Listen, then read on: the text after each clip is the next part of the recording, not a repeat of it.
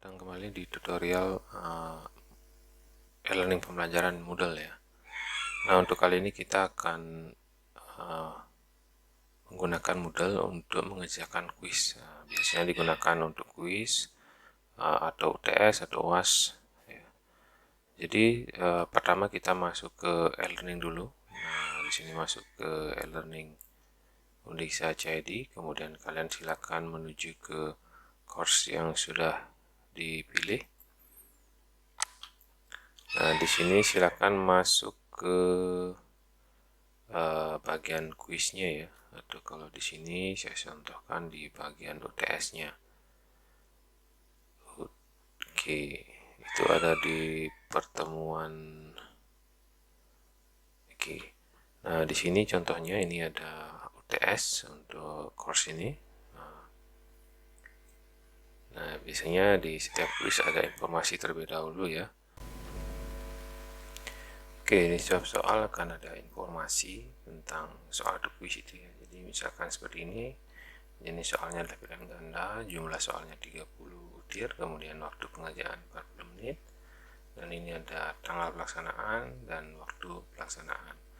Nah, di sini siswa hanya diizinkan menjawab satu kali ya. Ini informasinya, ini informasi kapan kuis akan dibuka, kemudian ini informasi kapan kuis akan ditutup. Jadi ini informasi lama waktu pengerjaan. Nah, di sini waktu pengerjaan 40 menit. Jadi jenis soalnya apa, kemudian jumlah soalnya, waktu pengerjaan. Nah, untuk ini jadi selanjutnya bagaimana cara mengerjakannya, saya gunakan di bagian latihan soal ya.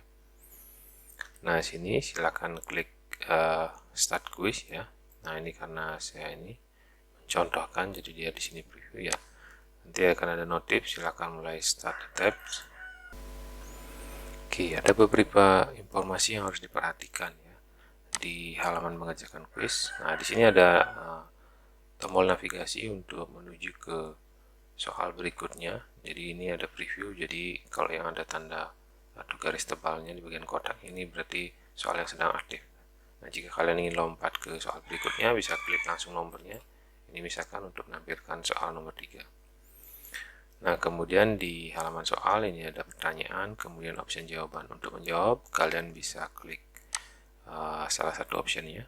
Oke, bisa langsung pilih. Kemudian kalau mau mengosongkan, ya bisa diklik clear my choice. Kalian bisa jawab ulang lagi.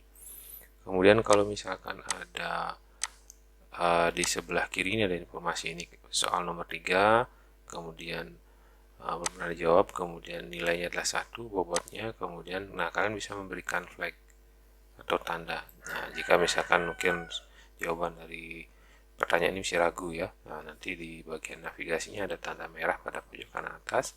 Nanti kalian bisa cek ulang misalkan sebelum kalian mengirimkan. Nah, kemudian di bagian bawah ada 2 tombol ya.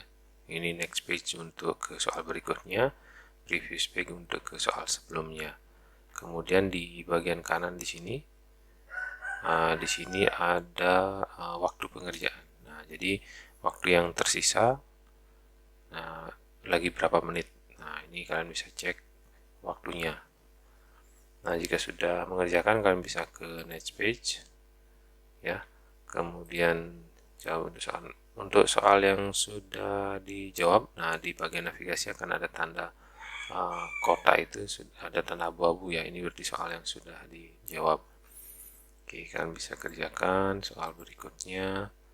Nah, jika dalam mengerjakan tiba-tiba ada gangguan koneksi atau sinyal ya, saat diklik optionnya, kemudian kalian ke bagian klik nextnya, terjadi loading lama, nah itu jangan khawatir, kalian tinggal refresh halaman tersebut.